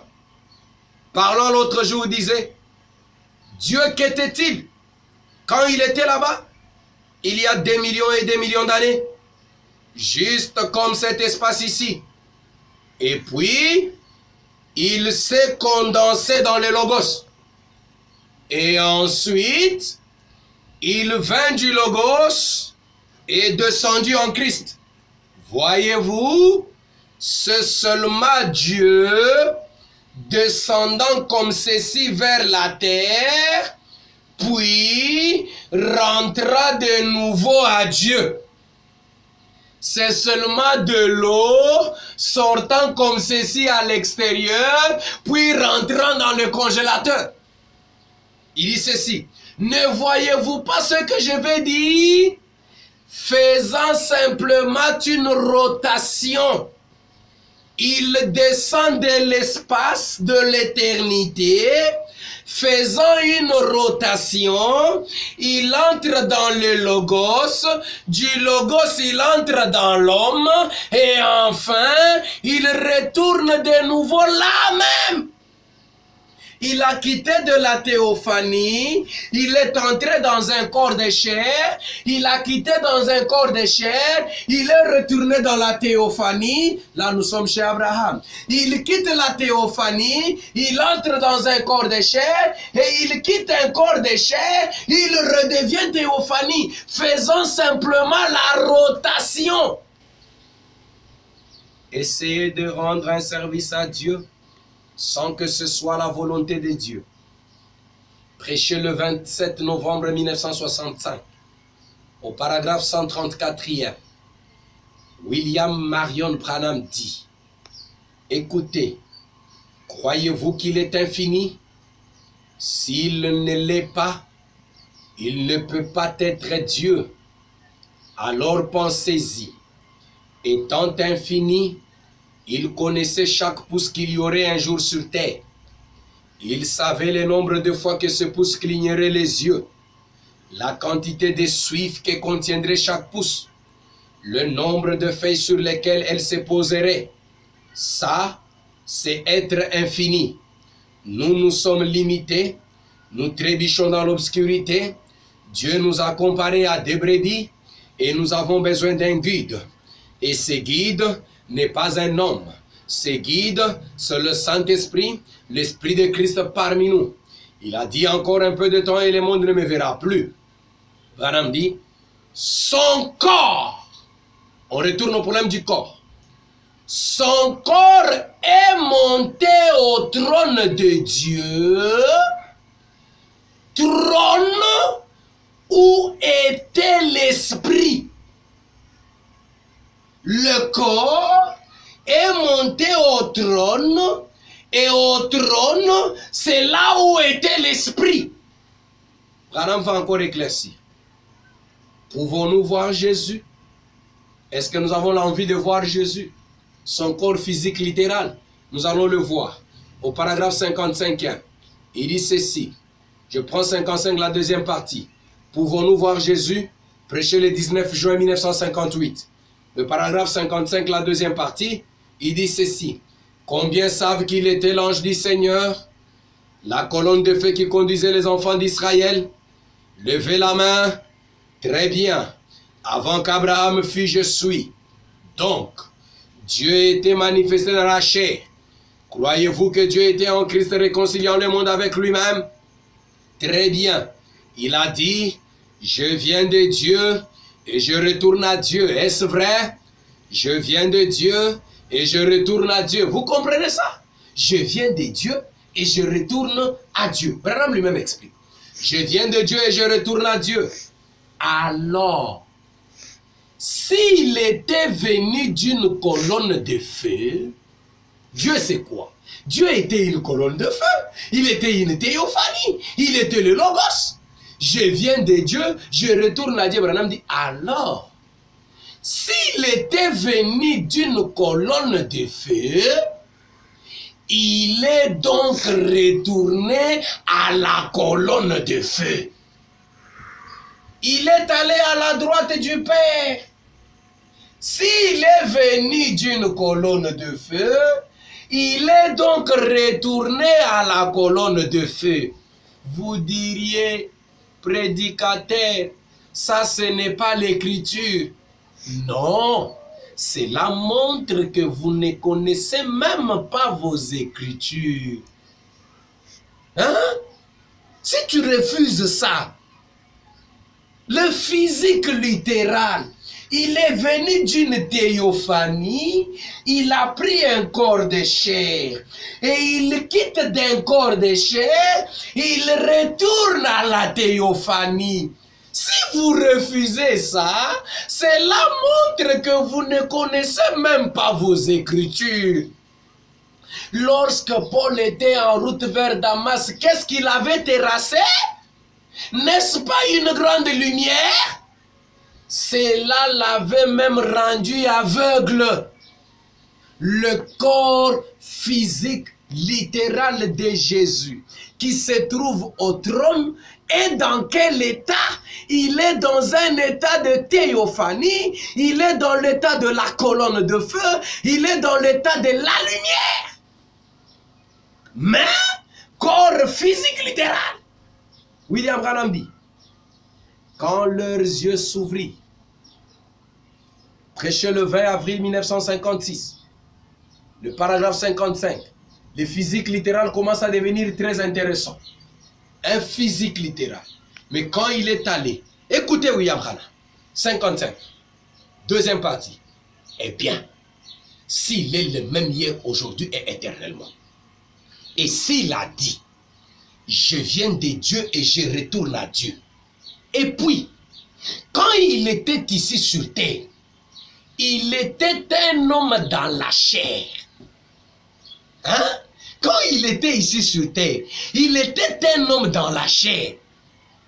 Quand il est retourné, alléluia, sur terre, il était un homme dans la chair. Quand il est retourné, son corps physique est allé dans la présence de Dieu et il est redevenu la lumière. Le corps physique qui marchait sur la terre, quand il est retourné à Dieu et qu'il est arrivé dans la présence de Dieu, devant le trône, pour faire la médiation, quand il est arrivé dans la présence de Dieu, il est redevenu la lumière. Branham dit, est-ce vrai? Le corps physique littéral de Jésus, assis sur le trône, assis à la droite de Dieu. Oui, mais dans quel état? Il dit ceci, je relis ça. Quand il était ici sur terre, il était un homme dans la chair. Il était un homme physique. Il était un homme corporel. Alléluia. Quand il était ici sur terre, il était un homme dans la chair. Quand il est retourné, son corps physique est allé dans la présence de Dieu et il est redevenu la lumière. Là, nous sommes au trône. Quand de l'eau était sur la table, c'était de l'eau liquide. Mais quand on se retournait dans le congélateur, il est devenu la glace. Mais quand on va encore sortir cette eau du congélateur, pour l'amener sur la table, la glace va se diluer. Ça va devenir encore liquide. Mais quand on va le ramener encore là-bas, il va devenir encore glace. La théophanie, devenu chercher Abraham. Et quand il a quitté la chair, il est redevenu théophanie. La théophanie est devenue chair chez Jésus. Et quand il a quitté la terre et qu'il est allé au trône de Dieu, il est redevenu la lumière. Je lis encore quelque chose d'autre. William Branham dit ceci. L'amour divin et la grâce souveraine. Le paragraphe 93. Écoutez. Croyez-vous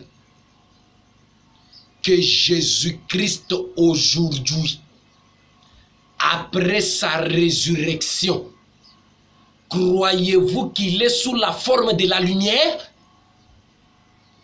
Jésus-Christ, après sa résurrection, croyez-vous qu'il est sous la forme de la lumière?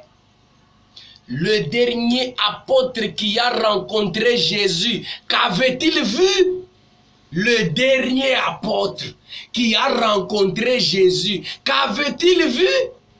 Et qui était le dernier à voir Jésus? Vous les prédicateurs, vous le savez? C'était Paul. Sous quelle forme l'avait-il vu? Une lumière. Qui était-ce? La lumière a traversé les cellules cette nuit-là. Est-ce vrai? Et cette lumière a fait sortir Pierre de la prison.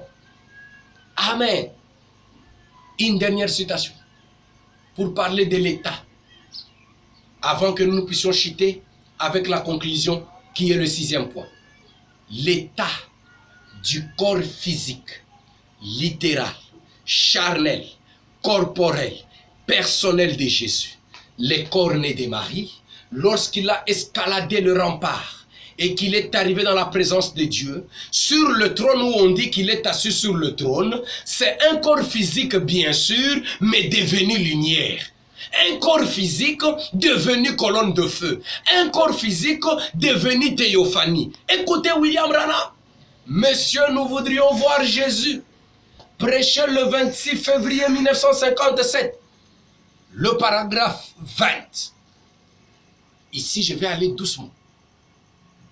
Mais il ne nous a jamais abandonnés.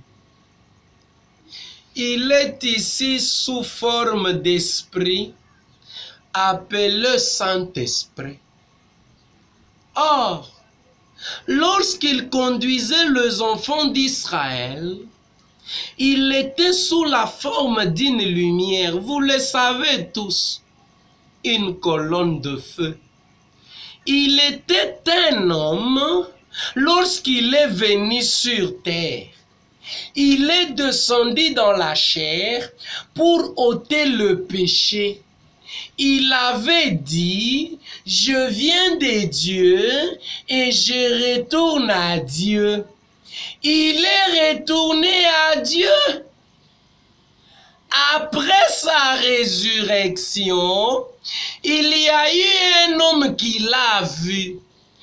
après sa résurrection, après qu'il fut monté au ciel et que son corps a été ramené auprès de Dieu et qu'il s'est assis sur... Oh, Branham précise, alléluia. Après sa résurrection, il y a eu un homme qui l'a vu. Après sa résurrection, après qu'il fut monté au ciel et que son corps a été ramené auprès de Dieu et qu'il s'est assis sur le trône. Il y a un homme qui a vu Jésus après que Jésus soit déjà assis sur le trône. Or, depuis que Jésus est assis sur le trône, il ne va plus s'élever. Quand il s'élève, c'est pour aller prendre les livres et pour la seconde venue. Après qu'il fut monté au ciel et que son corps a été, c'est son corps bien sûr, Branham parle de son corps, et que son corps a été ramené auprès de Dieu et qu'il s'est assis sur le trône, un homme l'a vu. Je crois que c'est dans Actes vers le chapitre 8, non, le chapitre 9, quelque part là. Et cet homme s'appelait Paul. Et il était en route vers Damas. Et une lumière, est-ce juste? Une lumière l'a terrassé en plein jour. Et il a dit, qui es-tu toi que je persécute? Il a dit, c'est Jésus. Il était sous la forme de l'esprit. Branham ajoute, et c'est sous cette forme-là qu'il sera. Quelle forme? Sous la forme de l'esprit. Et c'est sous cette forme-là qu'il sera jusqu'à ce qu'il reviendra dans un corps physique. Il sera sous la forme de l'esprit. Quand il quitte cette forme de l'esprit pour retourner sur la terre, il devient un corps physique. Il continue. Il sera sous la forme de l'esprit, une lumière. Dieu est lumière. Il était une lumière au commencement. Il est toujours la lumière. Il a été fait chair. Il est retourné à la lumière et il sera la lumière jusqu'à ce qu'il reviendra dans la chair. Alors, lorsqu'il reviendra la seconde fois dans la chair, à ce moment-là, nos corps seront transformés et deviendront comme le sien. Au trône où le corps physique littéral de Jésus est, ce corps physique littéral charnel corporel est au trône sous la forme de la lumière, sous la forme de la colonne de feu, sous la forme de la théophanie. Et ce corps physique littéral de Jésus, qui est sous la forme de la lumière, restera sous cette forme-là jusqu'à ce qu'il va retourner dans la chair. Il quittera de la lumière à la chair. Ça ne sera pas de la chair à la chair, mais ça sera de la lumière à la chair. Le corps lumière qui est devenu chair chez Abraham est retourné à la lumière. Et ensuite, ce corps lumière est devenu chair chez Jésus. Et après, il est retourné lumière. Et au temps de la fin, ce corps lumière Jésus revient aussi chair. Ça sera de la lumière à la chair. Parce que le corps physique littéral de Jésus, une fois arrivé au trône en présence de Dieu, ce corps est devenu lumière. Après qu'il soit devenu lumière au trône de Dieu, il n'est plus encore devenu chair au même trône de Dieu là. Je n'ai pas encore connu cette écriture. Où au trône de Dieu, le corps de Jésus est d'abord devenu lumière et ensuite il est redevenu chair. Mais il est venu corps. Arrivé au trône, ce corps est devenu lumière. Et Branham dit, il restera sous cette forme de lumière jusqu'à ce qu'il retournera dans la chair. il quitte du trône en tant que lumière, il quitte du trône en tant que théophanie, il débarque sur la terre et il prend un corps de chair. Mais on peut bien l'appeler corps physique littéral. C'est comme une eau glacée, mais que nous pouvons appeler de l'eau. Je ne pense pas que nous serons à côté de la plaque. Une eau dans le congélateur glace, mais on appelle, mon fils, amène mon eau, amène de l'eau que je t'avais donnée. Mais on sort de l'eau qui est de la glace. Si nous voulons que l'eau soit liquide, sortons l'eau du congélateur. Il deviendra liquide. Quand nous l'amenons dans le congélateur, il est solide. Le corps physique littéral de Jésus, il est chair, charnel, corporel sur la terre. Quand nous l'amenons au trône, ce corps devient lumière. Et il quitte lumière, il revient sur la terre, il est encore corps de chair. C'est là que William Branham vous parlera. Que Jésus-Christ est à la droite du Père. Si nous ne comprenons pas les choses de la manière spirituelle et avec les Écritures, nous risquerons de comprendre, trouver un Dieu assis dans une chaise quelque part et avec une main droite où Jésus se tient. Mais parlant de Jésus qui se tient à la droite, c'est là la dernière phase où nous éclaircissons Jésus qui se tient à la droite du Père et puis nous chutons avec la conclusion sur le physique dans le physique. Question et réponse numéro 2. Prêché le 23 août 1964. Là, nous lisons William Branham. Nous sommes toujours en train de voir Jésus au trône. Au trône, Branham nous a dit que le corps de chair, quand il est arrivé dans la présence de Dieu, ce corps de chair est devenu lumière. Il n'est pas resté chair en présence de Dieu, mais il est devenu lumière. Question et réponse. Prêché en 1964. William Branham nous dit ceci. Je vais prendre cette écriture du 23 août 1964. C'est question et réponse numéro 2. Il dit ceci. 23 août 64 soir. Je prends le paragraphe 109. William Branham nous explique quelque chose de bien là-bas qui va nous permettre à comprendre que le corps physique de Jésus qui est au trône, c'est bien sûr un corps physique, mais une fois qu'il est entré au trône et qu'il s'est assis sur le trône, il est devenu lumière. Il n'est pas resté physique, il est devenu lumière et il restera lumière jusqu'à ce qu'il quittera le trône pour devenir chair sur la terre. 109. Jésus a dit, je suis venu de Dieu et je m'en vais à Dieu. Est-ce vrai? Après sa mort, son ensevelissement, sa résurrection et son ascension, quand son corps fut enlevé pour s'asseoir à la droite de Dieu, maintenant, je ne veux pas dire que Dieu a une main droite. Le corps est allé s'asseoir à la droite de Dieu. Mais il dit, je ne veux pas dire que Dieu a une main droite, car Dieu est esprit. Donc Jésus est allé s'asseoir à la droite de l'esprit. Un corps de chair à la droite de l'esprit. Est-ce que l'esprit est visible? Comprenez déjà de quoi il s'agit. Je ne veux pas dire que Dieu a une main droite, car Dieu est esprit. Mais à la droite signifie avec la puissance et l'autorité de Dieu. Quand on dit Jésus est allé s'asseoir au trône du Père, ça ne veut pas dire qu'il est dans une chaise fauteuil. Non, il est entré dans la puissance et dans l'autorité de Dieu. Afin que tout ce qui est dans le ciel soit nommé d'après ce nom et lui soit soumis. Et que tout ce qui est sur la terre soit nommé d'après ce nom et lui soit soumis. Un nom au-dessus de tout nom, Jésus-Christ. Question-réponse sur les Hébreux, deuxième partie. William Branham explique encore. Vous comprenez que Jésus à la droite du Père, ce n'est pas un Dieu assis sur une chaise et Jésus qui se tient à sa droite. William Branham dit ceci.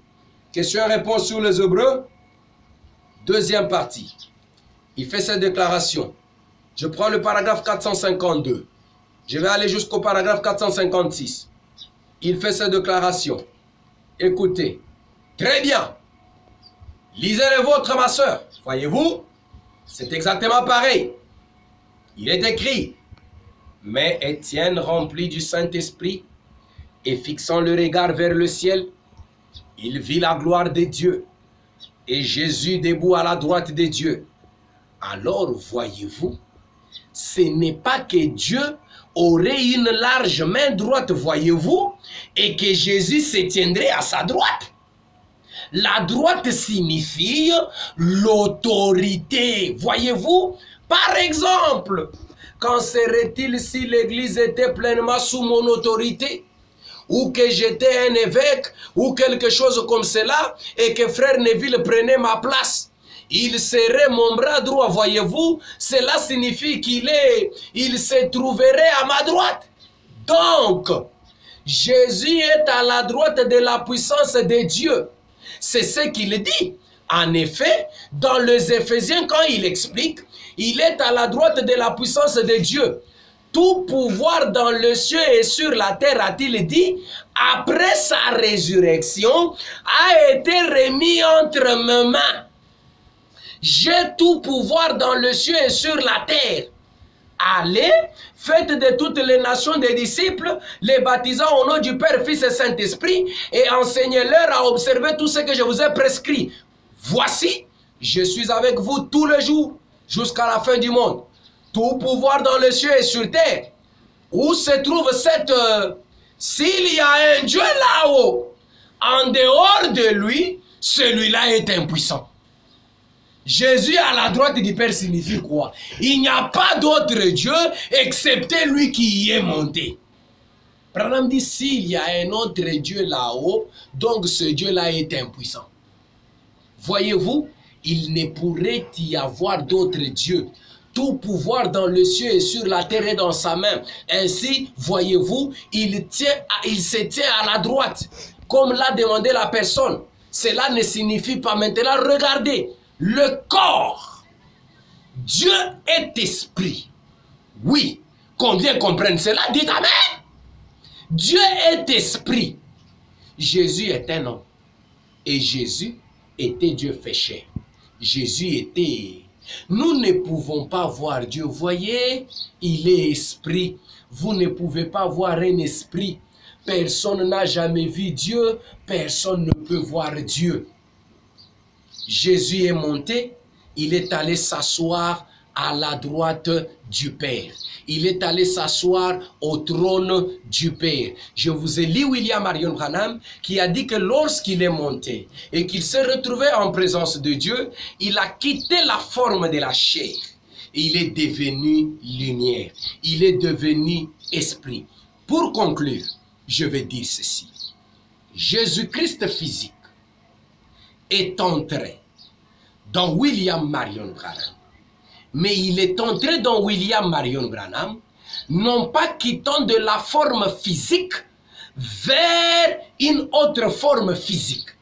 Il est passé du physique vers la lumière, vers l'esprit, vers la théophanie, pour ensuite revenir dans la chair. C'est comme je vous dirais qu'Élohim physique est entré dans Jésus physique. Mais avant d'y entrer, le physique a dû se métamorphoser. Le physique a dû se changer. Le physique a dû se transformer.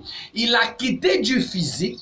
Il est entré dans le spirituel où il est redevenu lumière et il est resté dans la forme de la lumière. Il quittera la lumière pour ensuite entrer dans le corps. C'est là que je voudrais lire une écriture pour départager et dire ceci. Que ce soit celui qui dit que le corps physique de Jésus est entré dans le corps physique de Branham. Que ce soit celui qui dit que l'esprit qui était en Jésus est entré en Branham. Je vais vous lire avec Branham que tous deux disent la même chose. Faire entrer l'esprit de Jésus en Branham n'est pas différent de faire entrer la personne de Jésus en Branham. J'ai lu Branham. Je retourne à l'écriture des questions-réponses du 30 août 1964. Et c'est, je crois, par là que je vais terminer. Au paragraphe 88e, on lui a posé la question de savoir la différence qu'il y avait entre lui et Jésus. Il dit maintenant, frère Branham, Jésus pourrait-il vous ressembler? Ou pourriez-vous être Jésus? Ou quelque chose comme ça? Dans un sens, cette parole-là, c'est l'exacte vérité. Dans un autre sens, cette parole-là, c'est Antichrist. Voilà la différence entre le vrai et le faux. Faire de moi la personne du Seigneur Jésus-Christ, ce serait Antichrist. Vous voyez, car cette personne-là, le Seigneur Jésus, est assis à la droite de la majesté divine dans le lieu très haut et reviendra avec une grande puissance et avec gloire. Mais que sa vie qui était en lui et sur moi et sur vous qui les possédez, ça c'est l'exacte vérité et vous devenez Christ. Ici, Branham fait voir que faire de lui la personne, le corps de Jésus, c'est Antichrist. Mais dire que l'esprit qui était en Jésus est en lui, là c'est d'accord. Amen. Mais nous avons découvert ici que l'esprit qui était en Jésus, qui est allé au trône, le corps aussi de Jésus est allé rejoindre l'esprit. Le corps physique de Jésus est allé là où l'esprit de Jésus était parti. Le corps physique et l'esprit se sont fusionnés et sont devenus un. Mais ici, Branham te dit que dire que je suis la personne ou le corps, là c'est Antichrist. Mais dire que l'esprit est en moi, là c'est l'exacte vérité. Or, l'esprit et le corps sont déjà devenus un. Au paragraphe 91 de la même prédication, Branham explique. Mais que moi, la personne William Branham, ou que n'importe quel autre homme ou femme, soit le Seigneur Jésus-Christ notre Sauveur, ça c'est une erreur. Par contre, être loin de son esprit, virgule, ce qui fait entrer. Quand vous dites que être loin de son esprit, la conséquence c'est quoi? Être loin de son esprit, virgule, ce qui fait entrer sa propre personne. Être loin de son esprit et faire entrer sa propre personne, c'est la même chose. La personne de Jésus est entrée dans Branham. L'esprit de Jésus est entré dans Branham. Ce n'est rien d'autre que la même chose. Parce que l'esprit qui était en Jésus et le corps littéral Jésus sont devenus une seule et même chose. Le tout est redevenu théophanie et cette théophanie est venue entrer en William Branham. L'esprit de Jésus en Branham, d'accord. La personne de Jésus en Branham, d'accord. Mais attention, le corps physique littéral de Jésus est venu entrer en Branham après être devenu lumière, après être devenu colonne de feu.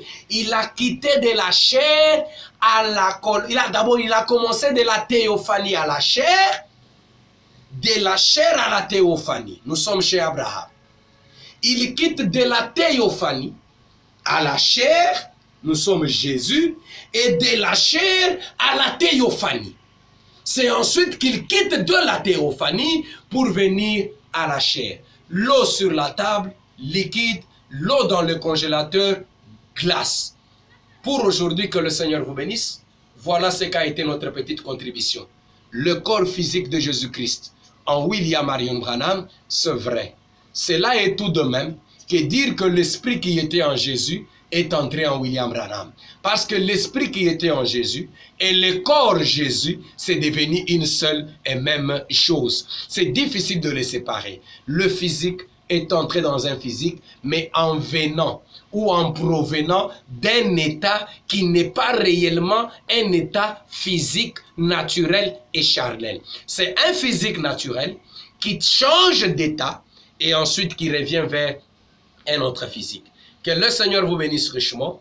Voilà ce qu'avait été notre petite contribution. Nous avons fait l'effort de nous condenser pour que nous puissions sortir le message. Nous restons disposés aux questions, aux préoccupations, ou s'il faudra revenir encore une deuxième fois avec force et détail, nous allons revenir. Nous disons shalom au peuple de Dieu, shalom au frère Collins Beya et plein succès à cette chaîne YouTube. Shalom au révérend Zorobabel qui nous avait précédé, à mon kiboite en a privé, le pasteur Bob, l'homme que j'aime beaucoup. Shalom à mon pasteur Isaacson Dieudonné depuis la ville de Pointe-Noire dans le Congo d'Afas. Shalom au peuple du Betelso. Shalom à toute la famille Branham. Shalom à John Mbouyi derrière la caméra. Shalom, shalom. Que Dieu vous bénisse, le physique dans le physique.